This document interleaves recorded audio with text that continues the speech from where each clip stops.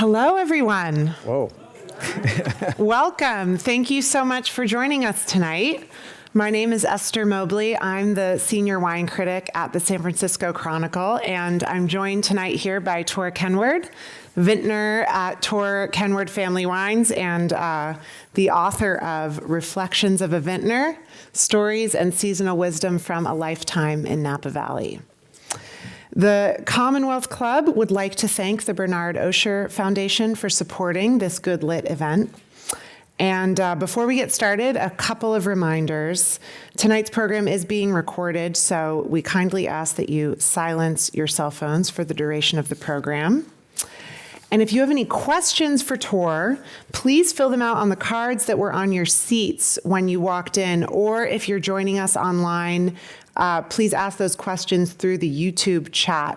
We will be addressing your questions in a Q&A period at the end, but only ones that we receive via the cards. And now I'll reintroduce Tor Kenward. Tor is an industry veteran. He's been a Napa Valley vintner for nearly 50 years. He spent 27 years at Beringer Vineyards, one of the absolute most important historic properties in Napa Valley, where he was a vice president and was instrumental in creating wines like the Beringer Private Reserve. He went on to found Tor Kenward Family Wines with his wife Susan in 2001. He's built Tor into a highly respected winery that's followed by collectors around the world. Among its many recent accolades, a Tor wine from the Beckstoffer To Kalon Vineyard took first place at the Judgment of Napa tasting in 2021, which was a redo of the famous 1976 Judgment of Paris tasting. Tor's memoir, which is the subject of our program this evening, was published in 2022, and it looks back at the last half century in Napa, starting with Tor's arrival there in 1978. When Tor moved to Napa and joined Beringer, Napa Valley was really in a transitional moment. It was somewhere between the backwater that it had been in the years immediately following Prohibition and the glossy, world-famous tourist destination that it is today. In the book, Tor vividly describes this heady time as he, his team at Beringer, and his peers at other wineries were discovering just how high Napa Valley's potential really might be. He writes about changing course at Beringer from the sweet Rieslings and cream sherries that the winery was making at the time to Cabernet Sauvignon and Chardonnay, about the role that key vintners like Robert Mondavi played in elevating Napa Valley's profile, and about the birth of Napa Valley not only as a wine, but also as a culinary destination, with the foundings of the French Laundry restaurant, the Copia Institute, and the influence of chefs like Julia Child. The book really reads like a who's who of the food and wine world, complete with a very funny anecdote about the time the wine critic Robert Parker set a whoopee cushion under his seat at dinner and then got them backstage at a Neil Young concert. But Tor also shines a light on some of the key figures in mid-century Napa Valley whose names are not as well known nowadays outside of industry circles. People like Belle and Barney Rhodes, whose home in Rutherford was to the Napa wine scene, as Gertrude Stein's salon was to the Paris literary scene of the interwar period.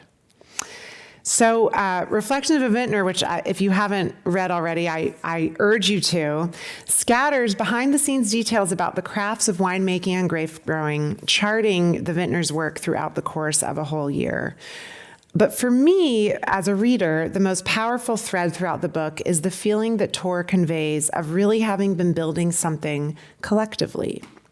That he, along with his hardworking neighbors and colleagues, had a shared vision of what Napa Valley could become in terms of its reputation and its wine quality. I think it's safe to say they've achieved that vision, but as Tor will tell you, the work of a vintner is never really over. So Tor, I want to start by asking about something you write in the book. The famous grape grower Andy Beckstoffer, one of the characters who gets a lot of playtime here, tells you when you're writing this book that you need a villain. You did end up coming up with a villain. So who is it? Thank you for the introduction, by the way. That was most kind. And the villain. Well, before I get into the villain, maybe a little bit about background to the villain. Okay. Because, I'll quote Andy. Back when I started to come to Napa Valley, which was the mid-'70s, and I became a permanent resident in '77, but in the mid-'70s, Andy and the growers had a mantra. They would get together. There was no AC in these restaurants. They'd get together, back rooms, restaurants. There were no restaurants that you think of now. There were no hotels. And there was a reason for that. It was simply the growers and the producers, and in the mid-'70s, we're looking at less than 50 wineries total. And how many are there today? Well, there's 1,912 Type 2 licenses. So there are that many people that have applied to make wine or making wine right now, which is a very different world.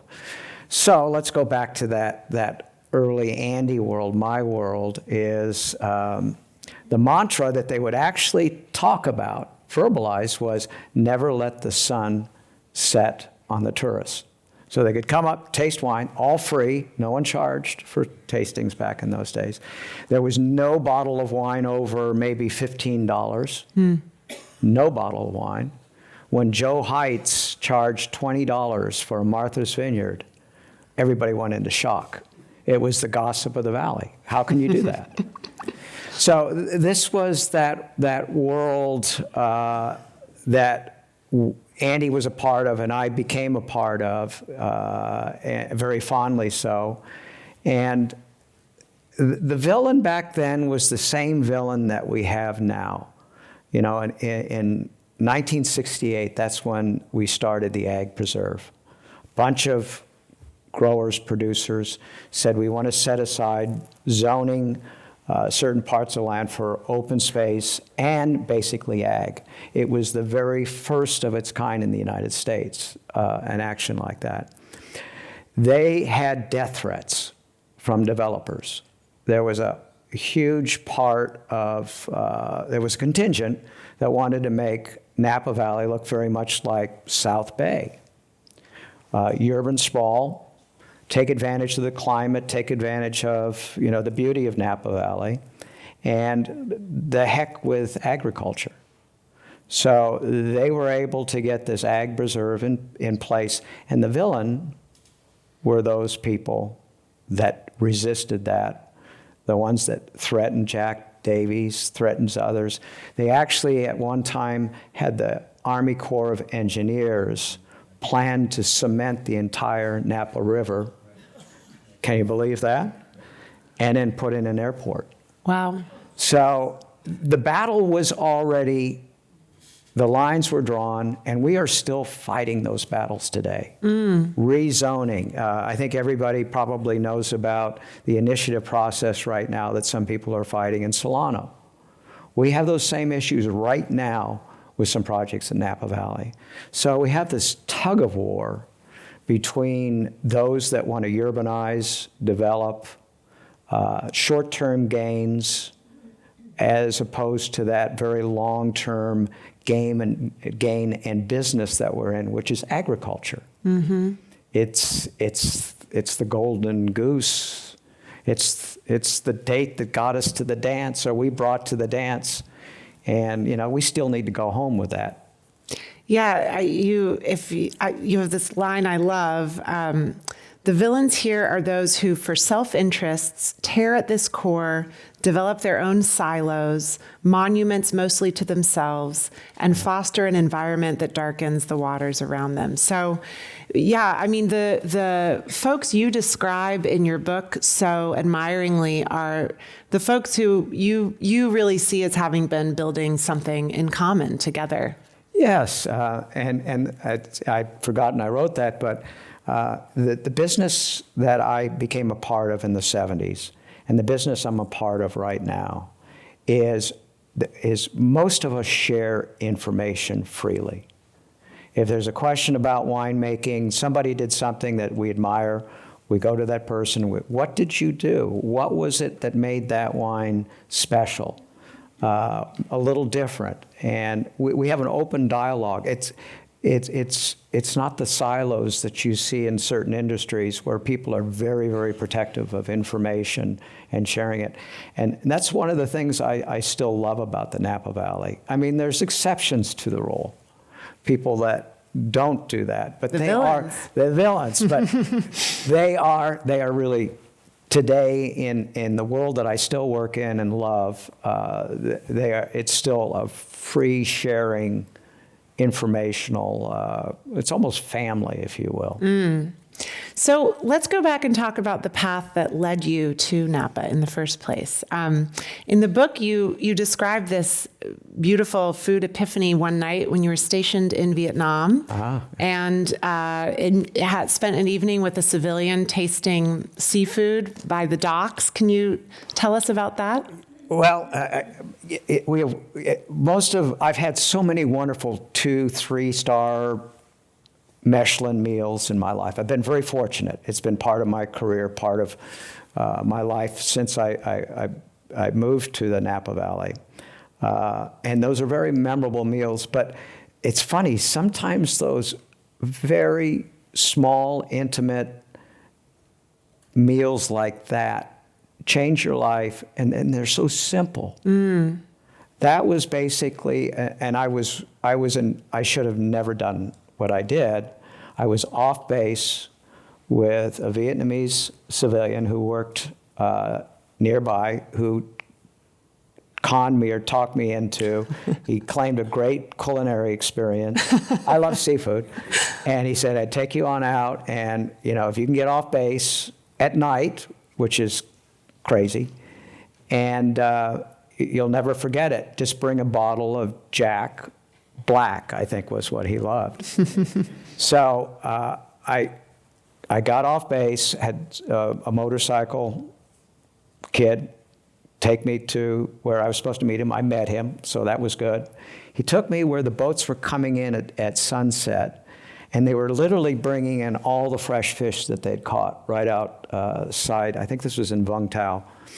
And he would go and he'd pick that fish and that fish and that fish, and he'd bring it back and actually cut it up and serve it raw with simply lemon in a bowl and salt. And he just mixed those two together. And we poured the Jack Black into a glass. Perfect pairing. And we ate until we couldn't eat anymore. And it was so simple. And there wasn't wine on the table. But I'll never forget that experience. And back home, you worked as a jazz club owner. You had stints as a bodyguard for some famous folks. Tell us about this early years that led you eventually to wine. Well, actually, the same theme came in when I came back from Vietnam, went back to school, but had a mantra, which is my life is it's not forever. So what I want to do is something that contributes to something and gives something back to me as some form of happiness. And I love music and got involved with some friends down in Southern California. We had a jazz club. We brought in Stan Getz, Herbie Hancock, Oscar Peterson, really good names, and had a lot of fun. And we did comedy, actually. I did a double bill. I look back on it. And the other day in a book that I had, we did Tom Waits and Bonnie Raitt, I think paid both. And they were played together one night. I think it cost less than $5,000 to put them both on. Doesn't sound possible, does it?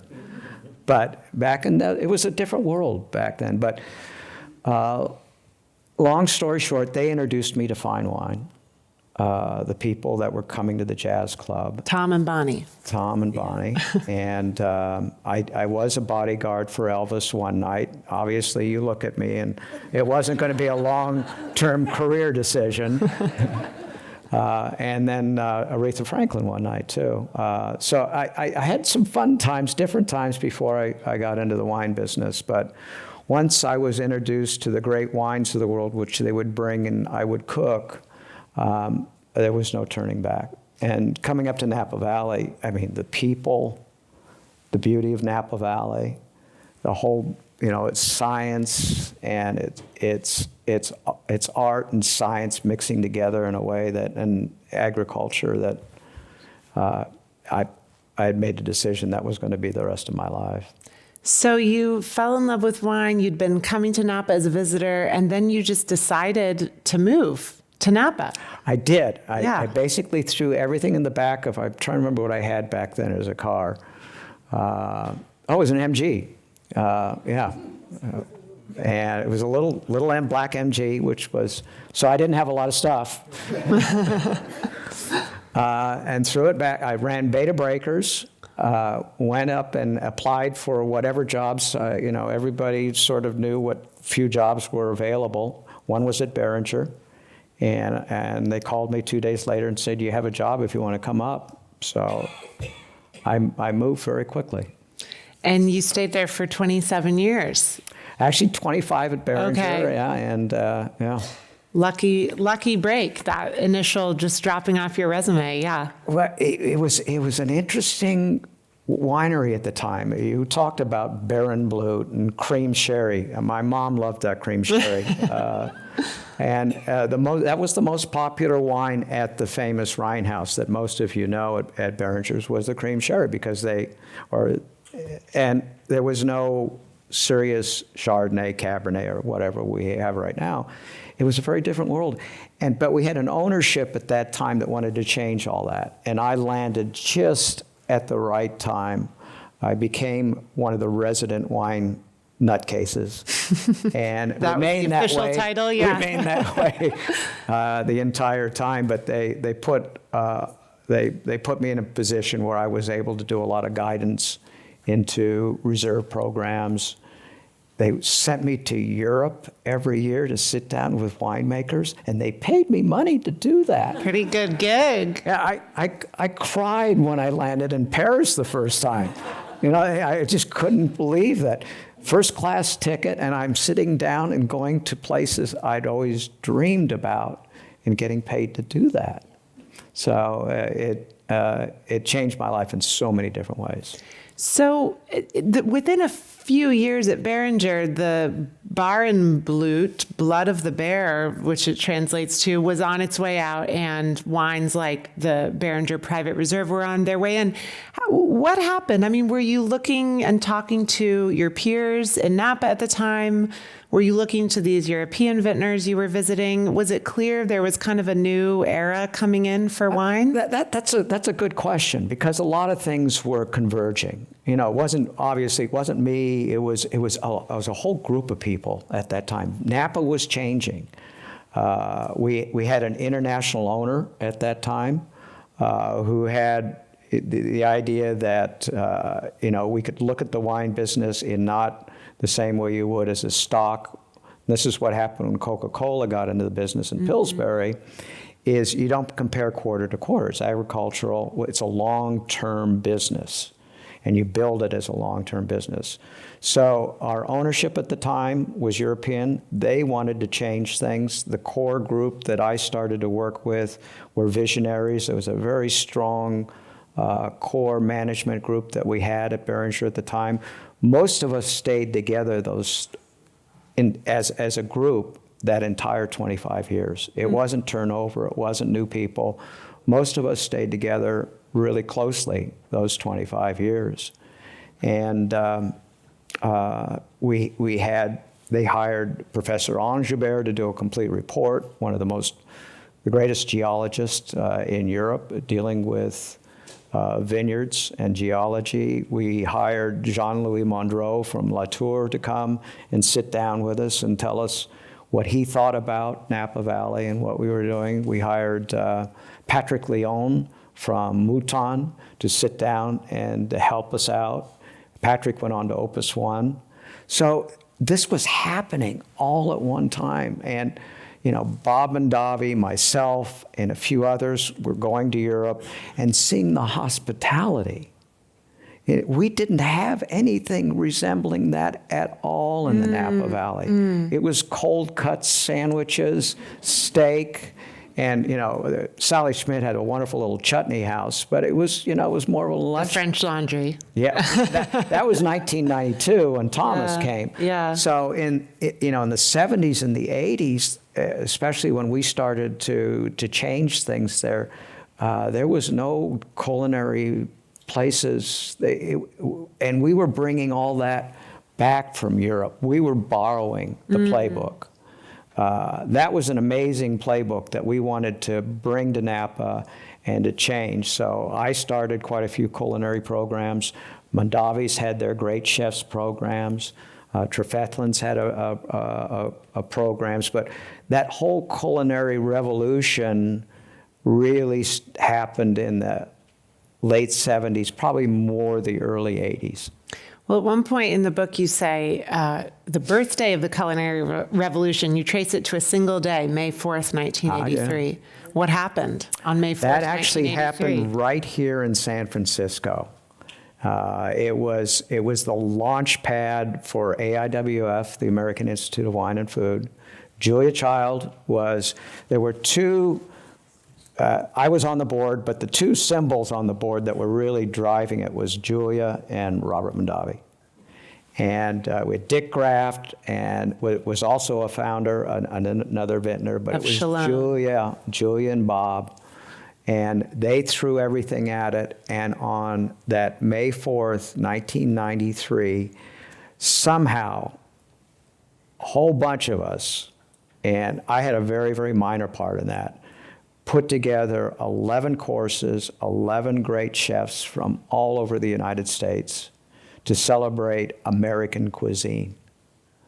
And it was about 370 people in attendance. It went on for hours and hours, and that launched that whole American cuisine revolution. It was the spark that, you had Larry Fergione doing the American Place in New York. You had Shire in Boston, the chefs Piles and I'm trying to think of the other one in Texas. All this American cuisine almost launched in that 1983 moment. And Joey was there holding court. So in the book, you describe a very memorable lunch that happened shortly after you moved to Napa Valley in 1978 at the Grapevine Inn, a restaurant now known as Bricks, on Highway 29 there, with a group you describe as the Masters of Napa Valley. And you describe that each vintner is kind of holding court, saying what he believes a great wine is.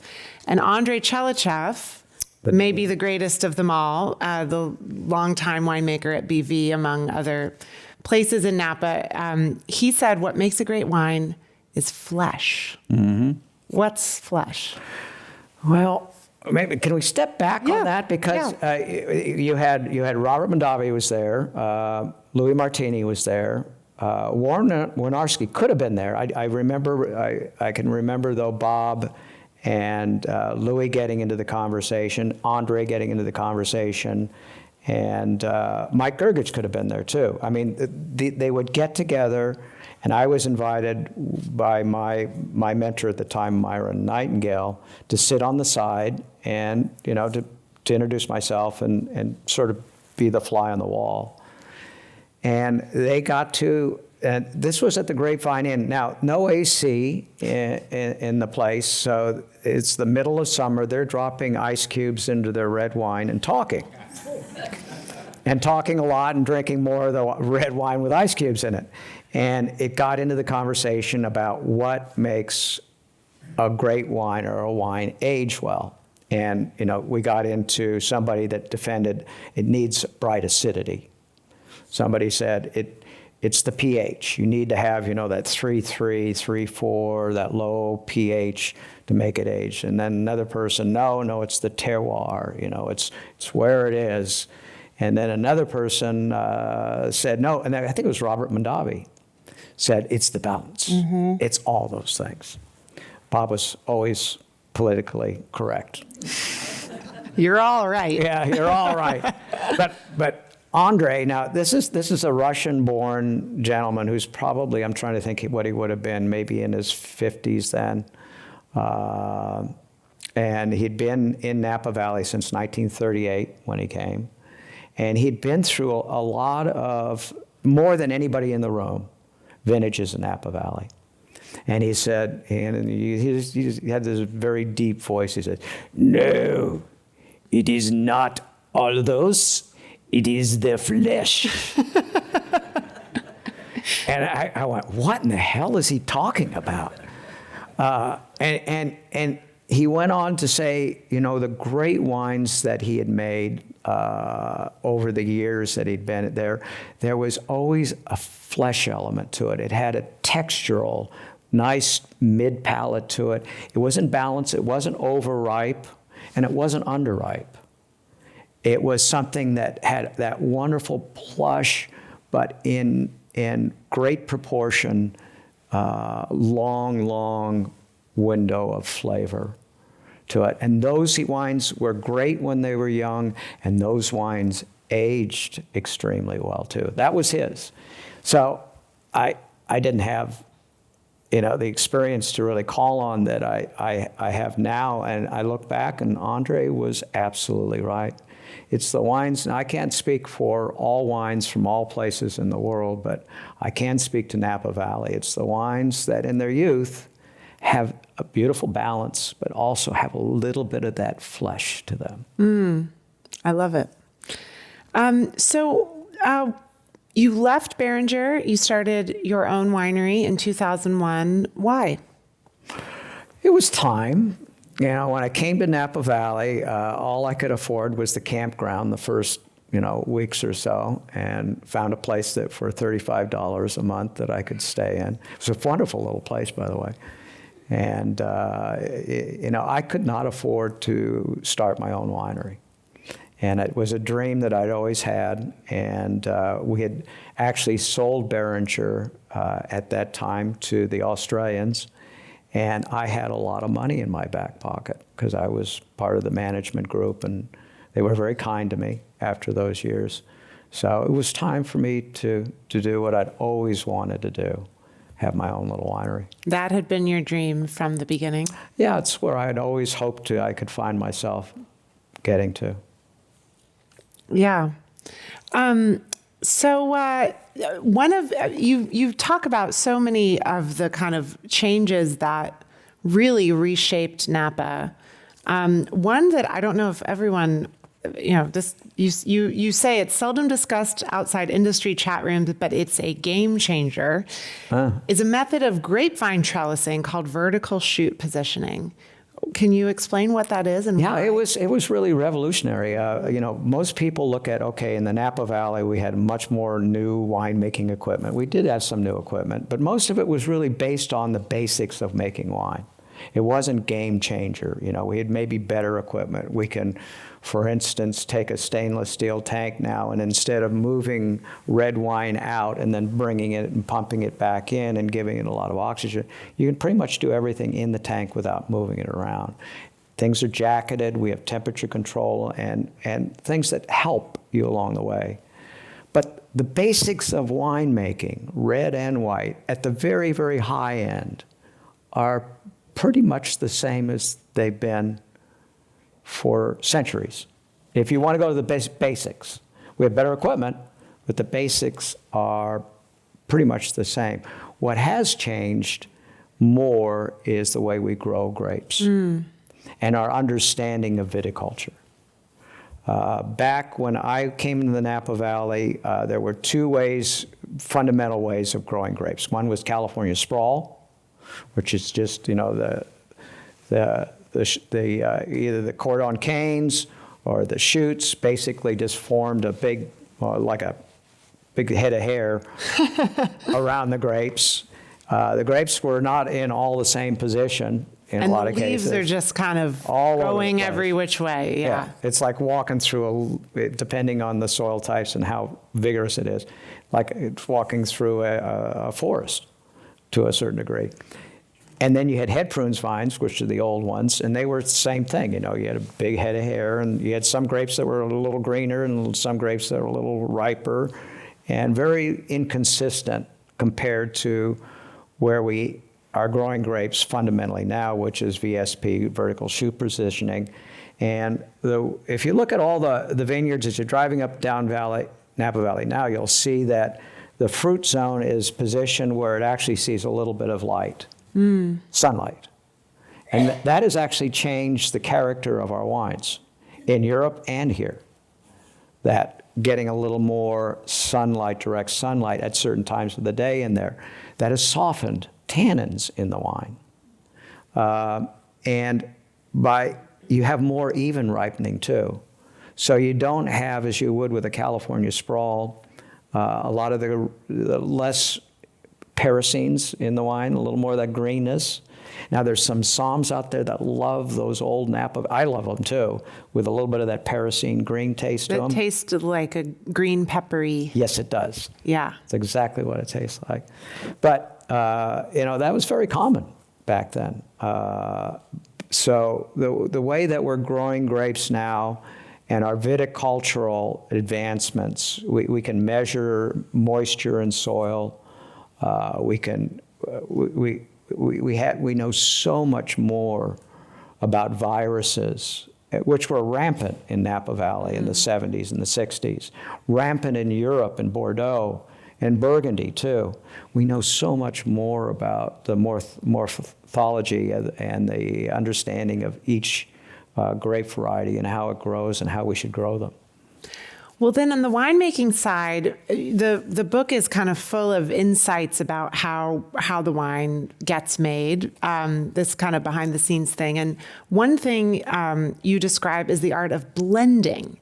Oh. And you discuss that especially in the context of one of your top wines, your Black Magic cuvee. Can you explain what blending is in this context and why you write it can be counterintuitive? It is counterintuitive, I'll give you an example. You've tasted a lot of wines from all over the world. So I'm going to say you're sitting down right now and you're going to put together your cuvee. And you've got a Cabernet Franc, which you know very well, tends to be a little leaner and have a little more structure. And you've got this big, rich Cabernet there. Sauvignon. Yeah, Cabernet Sauvignon. Yeah.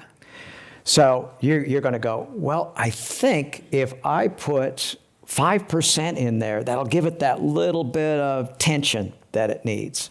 So I'll just do that, and it'll be perfect. Well, it usually doesn't work out that way.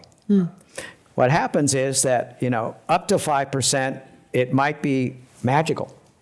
Then you might be at 5%, and it goes wrong. It just, something, the wine is too angular. 5% of that Cabernet blended into the Cabernet Sauvignon. Right. Cabernet Franc blended into the Cabernet Sauvignon, yeah. And then you may go up to 20% of the Franc into the Cabernet, and it's magical again. It's so counterintuitive. So the first Black Magic we had this wonderful Cab Franc, and I was trying to fit it in. So I did the intuitive 5%, like that. It didn't work at all. We went all the way down to, and this sounds impossible, but it's very true. We went down to 1/4%, and that was the perfect wine. 1/4%. Now the 20% was good too. The 5% was not, and the 1/4% is where I wanted to go on that wine. And you found similar kind of counterintuitive thing with Petit Verdot, is that right? In some of your blending? Yeah, and this is a nod to Jeff Ames is my winemaker now. I get very involved in the process and do all the final blends with Jeff, but Jeff's the winemaker, and he's calling shots on an ongoing basis, which are important shots. Jeff's been with me since the beginning. So, we finish each other's sentences, which is a problem. And Jeff came to me with a very unfinished sentence in 2016, and he said, and this was Vine Hill Ranch, which is a lovely piece of property. I think I value as much as Tokelon, and the people that grow the grapes there. Wonderful people. But anyway, long story short, we had the Petit Verdot coming in the same time the Cabernet was coming in. And Jeff says, I want to put them together. And I said, okay, I'm interested. But he says, there's 40% of the Petit Verdot. Now, if anybody out there knows Petit Verdot in a wine, it's really angular. And What's it taste like on its own? man, it's dry tannins. There's no flesh. And it does not have the flesh. And this is very expensive grapes. And we've worked all year to get these grapes to the winery. And he wants me to do something that no one does in Bordeaux. No one does, at least to my knowledge, in Napa Valley. Put 40% of the Petit Verdot in the cab and co-ferment them. And I thought he was out of his mind. But somehow, by coaxing other winemakers to give me a call or beat me up, and he kept beating me up, before we got down to the final launch time, where I had to make a decision. I said, go for it. And it changed my philosophy on making wine.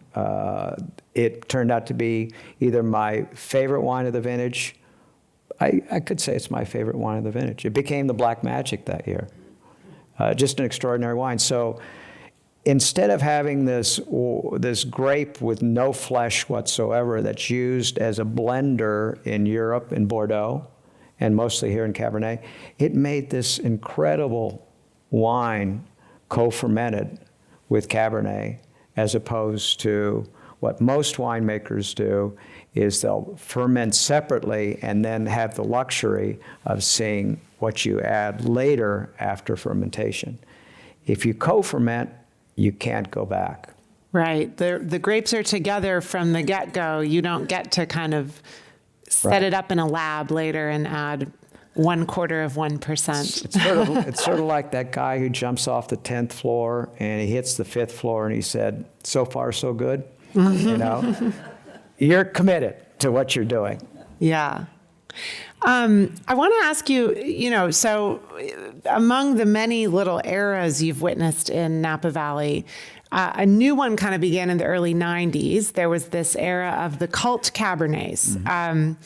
Wineries like Harlan, Bryant, Dalla Valle, Screaming Eagle, and you write that like the early Beatles, they had crazed fans hunting them down, and they inspired some controversy among other vintners in the valley. So what were those wineries doing that was different, and how did they affect everyone else? Well, there was a bunch of things. There was a change in winemaking. You had people that were going, winemakers, and that were pushing boundaries. They were starting to pick a little bit riper.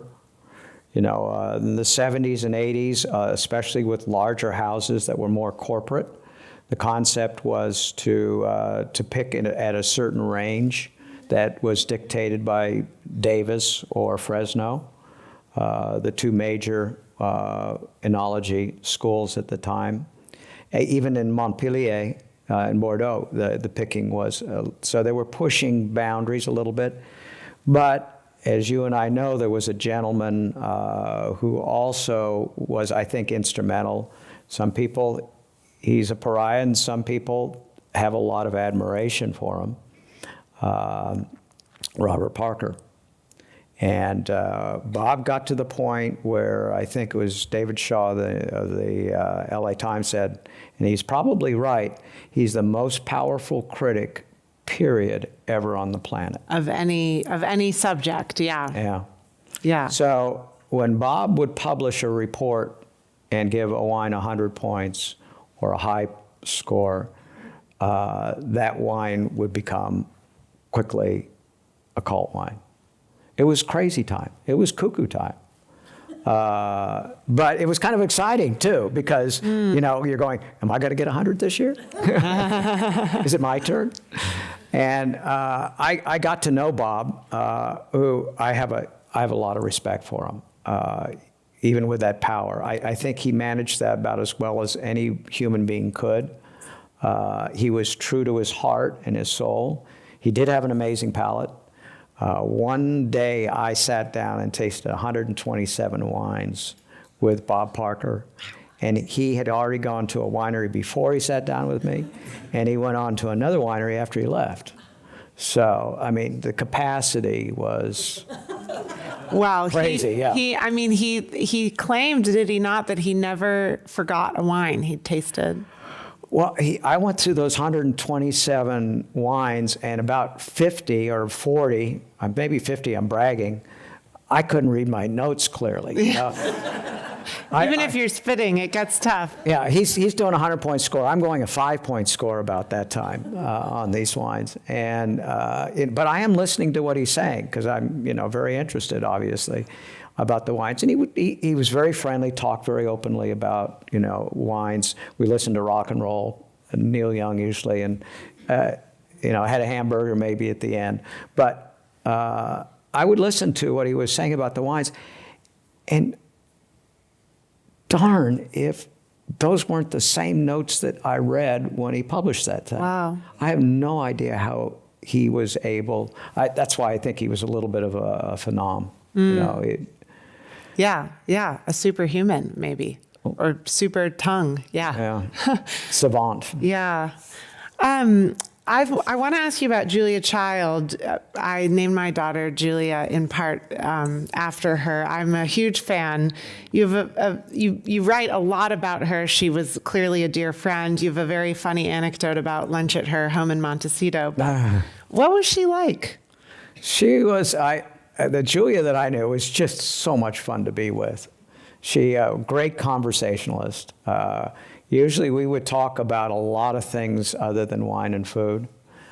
She was, what I learned the most, if I had one lesson from Julia, spending a lot of time with her over the years that we had, was she had a real true curiosity about what people were doing, what was happening in certainly the culinary world, maybe a little less so in the wine world. But she would go, if you were at a restaurant, she would usually end up in the kitchen. She would be asking really interesting questions and complimenting the chefs. She would even, give a hug to the dishwasher. And she'd always call everybody, my dear, my dear, and she, but she had an immense, when you sat down with Julia in a private setting, it was just an open conversation based on so much interest in the world around her. And she had a good sense of humor, too. I loved the recent HBO series, Julia, if anyone hasn't watched it. I have to see that. It's I haven't great. seen that one yet. Tell us about the salt trick that she told you. Well, yeah, and Madeline has a lot of credit for that one, too. And well, introduce Madeline. Well, Madeline Kamen was one of the great teachers and cookbook writers. Certainly, far less people know Madeline than Julia. Julia was huge. Madeline was different. We could get into the conversation about the differences, but they were night and day. And they ended up not really liking each other. There was a little battle and a war going, because Madeline was very French, and Julia was not. And when Julia called her book, The French Chef. Yes. Or Mastering the Art of French Cooking. Yes. Her show is. All right. Yeah. Well, and the television show, wasn't it, The French Chef? The French Chef. Yeah. There was there was a little bit of angst between the two of those. It became quite famous when one of them said that one would end up in a osterizer. But you write that they separately both taught you this salt trick. Yes, and if you haven't done something along these lines, and you can actually do it if we can get somebody to help us out if you're going to join us for the reception afterwards here. But you take a tannic wine, a young wine, and I did this on the Kelly Clarkson show about a month ago because she wanted to debunk some of these things. So what I did is, for Kelly, I just said, put a little bit of salt on your wrist there and taste it first. Maybe have a glass of the red wine first before you do that. Taste the red wine without the salt, then try it, after you've done the salt. And what happens is the salt completely softens a huge amount of those tannins. I think you're going to be shocked. It's not a parlor trick where you're going, I don't get this. It's very demonstrable when you do it. So think to yourselves, when you go to a steakhouse and you've had a great steak outside home, and maybe you do this at home too, what are the two things you usually add to a steak? Salt. Right? Butter. Yeah. Yeah, I mean, Ruth Chris, I think, developed that was one of their secrets. So, it's a little bit more of that fat, but the salt. And it's not by accident that steakhouses have a lot of big red wines. Yeah, so it's funny. We often think of the food as needing the wine. Like, I was always taught the tannins in a red wine kind of refresh your palate after eating a really fatty cut of steak. But I think what this is illustrating is the wine sometimes really needs the food. And it does. Yeah. Yeah, I think too. But I've noticed over some very long meals, when somebody starts saying at the end of the meal, wow, this wine was really tight when I first tasted it. It's really open right now. Have you heard that before during dinner, right? It really opened up. I think the wine has opened up that person a little bit more than the food has opened up that person. That happens too, yeah. Some of the most beautiful and loving passages in your book are about Myron Nightingale, the Beringer winemaker in your early years there, and his wife Alice Nightingale.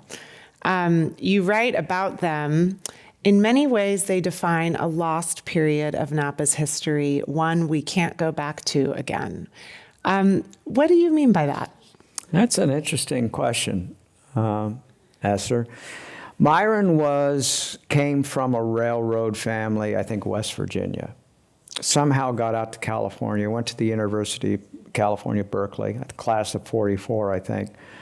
Louis Martini, I think, was in that class, Charlie Crawford from Gallo. There was no winemaking class. It was more of a chemistry thing. And Myron got into the wine business in California. And by the time that I met Myron in 1977, when I started at Beringer, Myron had spent a good 30 years sort of in the pioneering period of California wine history. And Myron was so unlike anybody I know right now that considers himself a winemaker or a vintner. Myron was salt of the earth. He was, straightforward, funny, very dry sense of humor. But the perfect day for Myron is to make wine, spend time with his team, go home, have a beefeater martini, a steak and a baked potato. What they call that, a French Chablis? Or? He called it his French Chablis. Yeah. And sit down with his redhead, Alice, and that was the perfect day for Myron. He was a simple, bright, wonderful man who had no interest in the trappings now that comes with fine wine, self-images of being somebody that is, got their name on a label, and that means a lot to them because there's an ego thing to it. It was the absence of ego that Myron reflected so well that we see so much ego now still, and maybe more so now than ever before, driving a lot of the wineries' decisions and directions. And Myron was the guy that says, okay, just tell me what kind of wine you want to make, and I'll make that wine for you. It was a job. It was a job. Yeah. It was a job. I got him on the road a few times, and he got me into trouble. How so? I probably can't say some of the stuff with a group like this, especially if it's going to be aired, but okay. There's a few zingers that Myron had. Now you all know what to ask Tor out at the tasting. Maybe once he's had a glass or two. So this book looks back at Napa over the last several decades. And before we dive into the questions, I want to look ahead. Napa's facing serious challenges today. I don't think anyone would debate it. A series of devastating wildfires in recent years, which you write about. Now there's a kind of downturn in sales throughout the wine industry. How do you see Napa moving forward over the next 40, 50 years? I still see a very healthy industry overall. And the headwinds are definitely there, no doubt about it. You know, when you talk about wine sales, yes, maybe even tied into wine sales, if you want to just look at Napa, is also visitations down considerably too. I think around 30% year over year. So that has shrunk.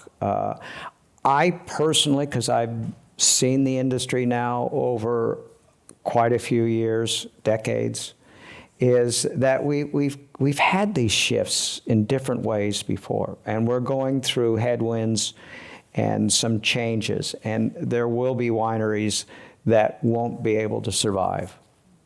But I think the industry as a whole is, especially in the Napa Valley, which deals with a segment of the wine industry that's still the healthiest segment of the wine industry, the ultra premium, it's still a very, very healthy industry. Fires scare the hell out of me. We're spending tens of millions of dollars that we're raising, and the state's helping us out with right now for early detection, mitigation. We are so much smarter than we were in 2017 and 20. Those were devastating times. I've never experienced a year like 2020 in my entire 50 years. We all remember the orange sky. Oh, it was, and up there it was just horrible.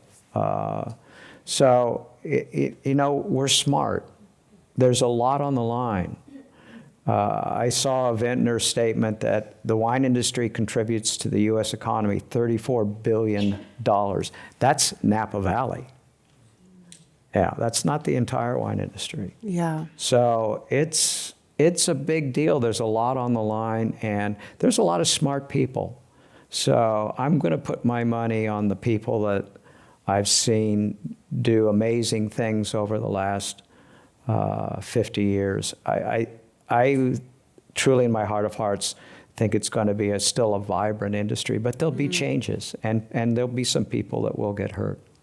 Well, here's a related question. Has climate change affected growing conditions for grapes? Yes, it has. It has. And we're making adjustments on that by, in most years, certainly from the 80s, which was a cool period of time. So if you look at Napa Valley collectively, it might not be like the 80s, but I remember the 80s where we were picking into Halloween and after. Now, because it was so chilly that it took that long for the grapes to ripen fully. Right. Yeah, wow. But you also had a little bit of that California sprawl in there, too. So, yeah. As opposed to now, what's common? Picking September. I think we're usually done by mid-October right now. So it still has a long growing season. But we're using shade cloth in the vineyard that you never saw in the 70s, 80s, even to the 90s. To shield the grapes from excess sunlight. Right. You're training canopies. You're understanding the vine's need for water, when it needs it, when it doesn't. You know, the gift of water is don't overfeed. Just give it enough to survive. Mm-hmm. And I think we understand those dynamics far better than we ever did. There are a huge amount of, again, very smart people spending a lot of money understanding how we can continue to grow with climate change. But it is affecting and will continue to, as everybody knows, will affect us in the future. This is a fun question. If you were gifted a winery anywhere in the world, where would it be? For example, Europe, South America, New Zealand, Australia. Oh. You can't say Napa Valley. Yeah, okay. Well, I could be the real wine geek snob here, you know, which would say, oh, Burgundy, of course, you know. That's a good answer. Yeah, give me Rousseau's block in Chambertin, and I'd be very happy. Maybe DRC. Well, here, this question gets to one that I was curious about. Over the years you've been in Napa, there's been a much greater share of corporate ownership of wineries, and many of the historic family estates in Napa have become acquired by corporations. Beringer, when you worked there, it was under Nestle for a time. What do you make of kind of corporate ownership in Napa? Well, the early corporate experiments didn't work out so well. Nestle was an exception because I think it had a European mindset. But the corporate business model, it's a real learning process for any wine company that works with shareholders and try to understand, to work with shareholders, stakeholders, and how to manage a business. It's complicated, and it's not easy. And you have, shifts in segments, too. I was saying that the ultra-premium segment's healthy right now. Wines that are $4 to $12 are not doing well at all. So the corporate world there's a couple things going on. You have families where the second generation, third generation is just tired, not interested in it, and they want to just take the money and go.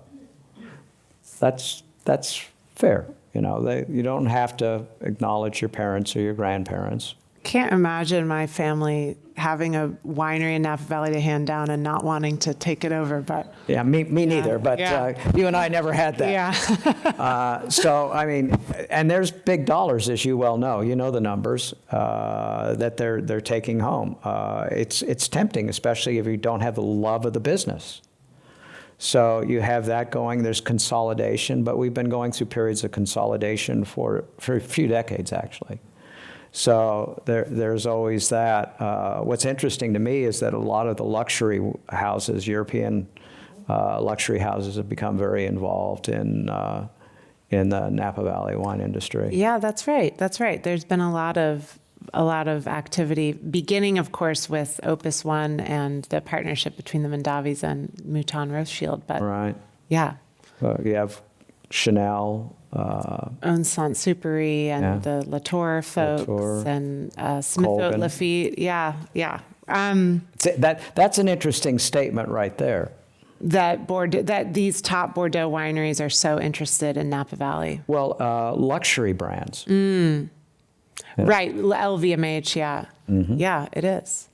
But I think part of, there's a nostalgia in your book for a Napa that was less dominated by forces like that, and where luxury would not have probably been part of the everyday vocabulary, right? Yeah, the romantic side of me, and it sounds like you too there, Esther, says, wine shouldn't be a commodity. It shouldn't be that thing that you buy and sell, and flip, or look at it in your cellar and never really try to figure out when you're going to drink it. You just want to brag and show somebody that you've got that bottle or that bottle or that bottle. That's a commodity. It's not the wine that you can't wait to find somebody to open with at your table or to take to dinner with some friends. So I look at and I always will, for wine to be something, I can't wait to open that bottle up with the right group of people. So I think the luxury house and the pricing now with a lot of the wines that we have in Napa Valley has put that as not really a commodity, but more of a luxury item. Mm-hmm. Mm-hmm. That I want people to drink it. Don't you want to drink it? Yeah. All right. This is a good question. Do vintages vary significantly? Is it under your control? And when you're making wines, do you target a particular drinking window? Do you have an age in mind for your wines to make it to? Yeah, that's really good questions. Two questions. There's that mantra that all the vintages in Napa Valley are good because we have this great weather. No, they're dramatically different. You take the last 5 years, and they are big changes. And you know, let's just take 18, big vintage, great wines, very well received, but big. 19, less so, not as well received, but they're aging very well. 20, fire year.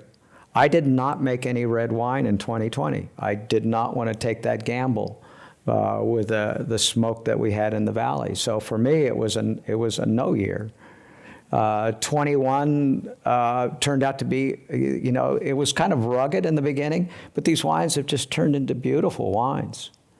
22 is a Rubik's Cube because we had that heat spell. I think everybody that lives around here remembers that. Right around Labor Day. Yeah, and some people picked before, some people picked during, some people picked after, some people managed water, some people didn't, some people had.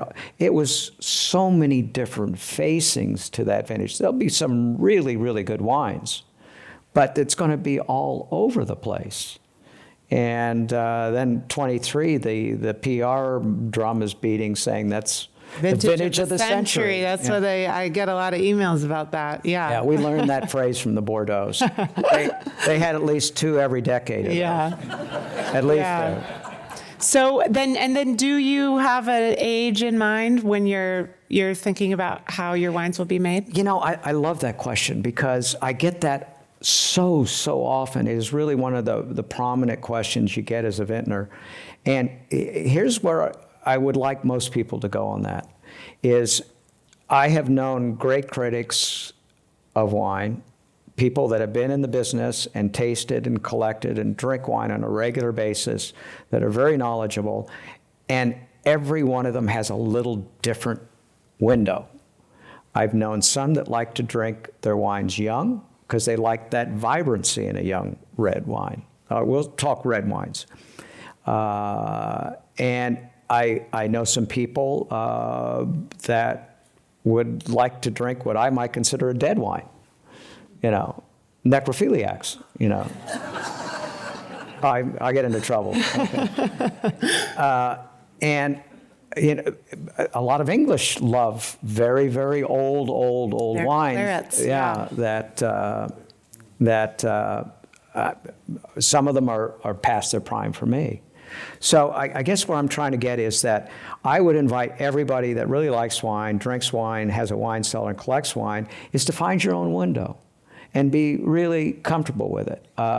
Because I have a cellar and I'm constantly tasting young wines and I have the opportunity to taste old wines, I go back and forth, and I might have a night where I want to see where a young wine's going, and it's just a curiosity in me. So personally, but I mean, if somebody gives me, I was very fortunate to have and I have a few in my cellar too, an 89, I think it was the Aubryon and La Mission with Jancis Robinson that she pulled out of her cellar. Now, this is the great thing, you know, we pull our best wines out when people visit in her house in London maybe a month ago. And that's an older wine that was just perfect. It was close to perfect. The famous vintage in Bordeaux, 89. Yeah. And a warm vintage with flesh. Flesh. Yeah. Okay, so when you all walk out those doors, there's going to be a table of wine awaiting you. And I wonder if before we conclude, you could tell people what they'll be tasting out there. I honestly don't know. Okay. Well, you'll have to ask his colleague. Yeah. I think it's good, and it's got my name on it. Okay. So I hope Great. you enjoy it. There is, if you want a nickel, I brought an old homemade wine from 1988 that I made that we tasted before we got here. So if anybody wants some curiosity while it's still around, you can taste that too, just for yucks. Do you want to just tell a little the story about that? Well, Beringer was very fortunate. They let me build a little small winery within the big winery, so I could experiment around. So this goes back to when, you know, we were all very friendly in those early days. Like the Camus family let me go in and pick some grapes out of the Camus vineyard around the winery there in 1988 with some friends, and that's just a homemade wine that we made off that.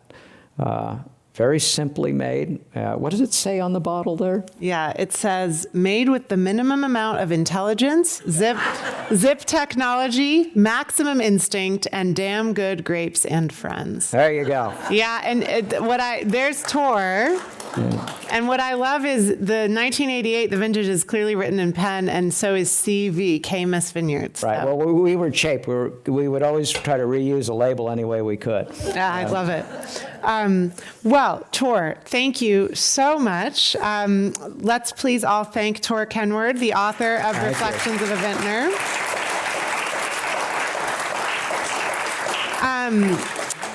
The wine tasting will commence shortly, and you can also pick up a copy of the book there if you'd like. It's also available at local bookstores.